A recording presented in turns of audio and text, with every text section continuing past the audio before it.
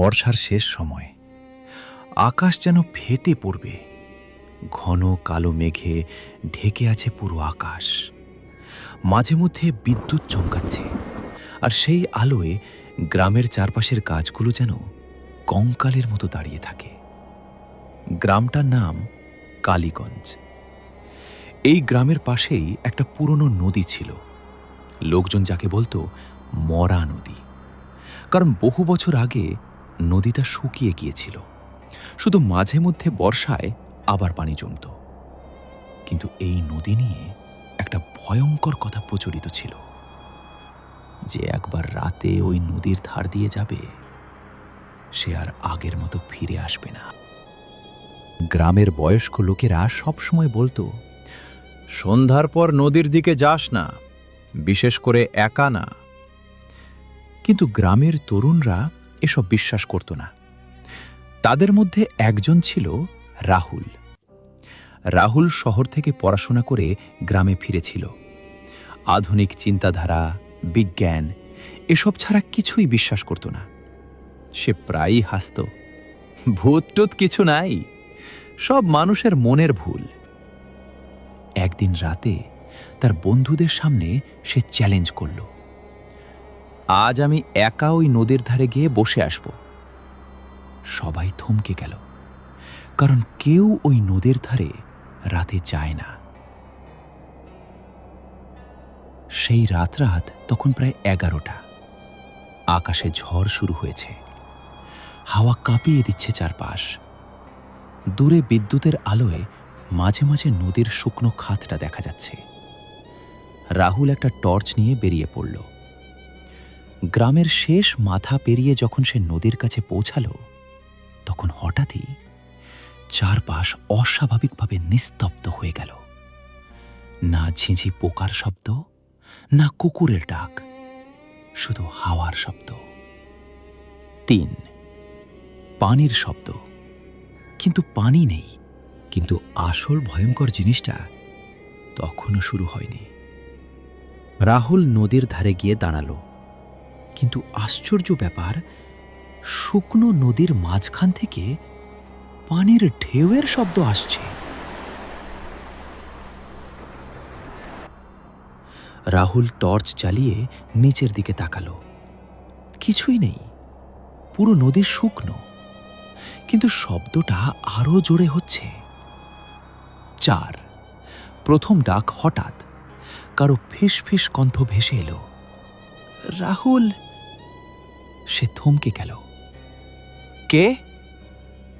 কোনো উত্তর নেই। আবার, রাহুল, নিচে আয়।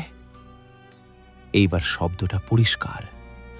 শব্দটা আসছে নদীর ভেতর থেকে। যুক্তি বনাম ভয় রাহুল নিজেকে বোঝাতে লাগলো, এটা হ্যালুসিনেশন, ভয় পাওয়ার কিছু নাই। কিন্তু তার বুক ধরফর করছে। হঠাৎ টর্চের আলো কাঁপতে শুরু করলো, আর তখনই সে দেখল নদীর মাঝখানে কিছু একটা নড়ছে, মাটি যেন নড়ছে। রাহুল ধীরে ধীরে নিচে নামল, আর তখনই সে দেখল একটা ভেজা হাত মাটি ফুঁড়ে বেরিয়ে আসছে।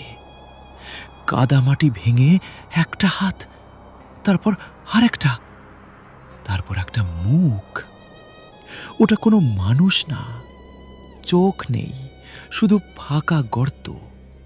মুখে কাদা আর পচা পানি, চুল ভেজা, যেন বহুদিন পানির নিচে ছিল।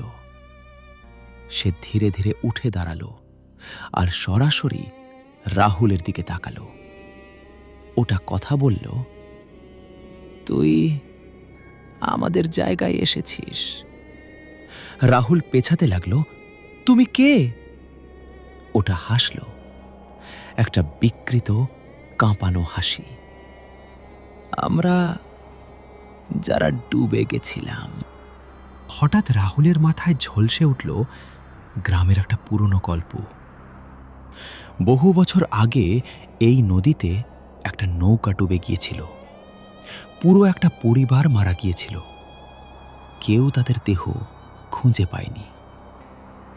ওটা আবার বলল, আমরা এখনো আছি পানির নিচে। আমাদের কেউ নেয় না, কেউ দেখে না। তুই দেখেছিস, এখন তুইও থাকবি। রাহুল দৌড়াতে শুরু করল, কিন্তু তার পা কাদায় আটকে যাচ্ছে, আর পেছন থেকে আরো অনেক হাত বেরিয়ে আসছে। 1টা, 2টা, 10টা, সবাই তাকে ধরতে চাইছে। রাহুল চিৎকার করল, বাঁচাও! কিন্তু কেউ শুনল না, কারণ পুরো গ্রাম তখন গভীর ঘুমে, আর নদীর ধারে শুধু শোনা গেল পানির শব্দ। সকালে গ্রামের লোকজন নদীর ধারে গিয়ে দেখে রাহুলের টর্চ পড়ে আছে, কিন্তু রাহুল নেই। এরপর থেকে গ্রামে নতুন কথা ছড়ালে এখন আর একটাই না, অনেকগুলো কণ্ঠ শোনা যায়। তারা ডাকে নাম ধরে।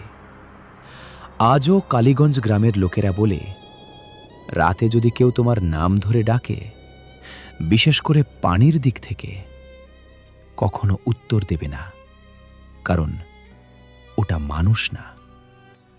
ওরা এখনো অপেক্ষা করছে নতুন কাউকে নিচে টেনে নেওয়ার জন্য।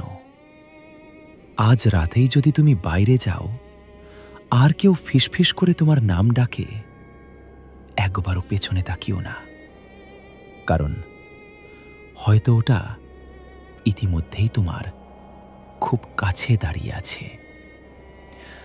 আজও যদি রাতে কেউ তোমার নাম ধরে ডাকে, ভুলেও উত্তর দিও না। তো বন্ধুরা, আজকের গল্পটা আপনাদের কেমন লাগেছে? যদি ভালো লেগে থাকে তাহলে একটা লাইক আর একটা কমেন্ট করতে ভুলবেন না। আপনাদের একটা লাইক আর কমেন্ট আমাদের আরও ভালো গল্পর জন্য কাজ করার উৎসাহ দেয়। আজকের জন্য বিদায়। দেখা হচ্ছে পরের এপিসোডে।